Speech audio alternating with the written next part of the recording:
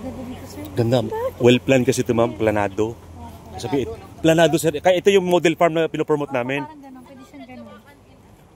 Kasi before sa nagtanim, nag-training sa muna. Yung dati nung, hindi, gulay yan dati. Mga sitaw, mga sili. Yung maliliit pa sila. So, more than one ata na eh. Ano yung batch tapos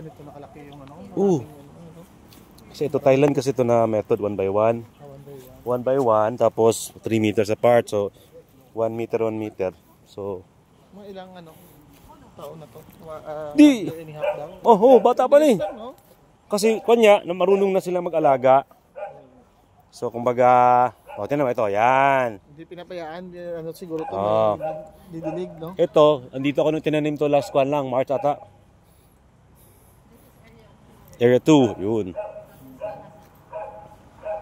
Doon sa'yo, meron ka na? Marami na rin? Malibo pa lang, gamay pa. Ha? Gamay pa. Sige lang, padang tanong.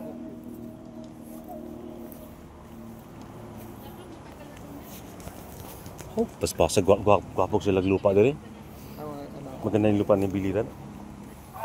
Kita nom lang mo, March lang kita nom. March, April. Gusto rin ako nagtatawagan pag naman.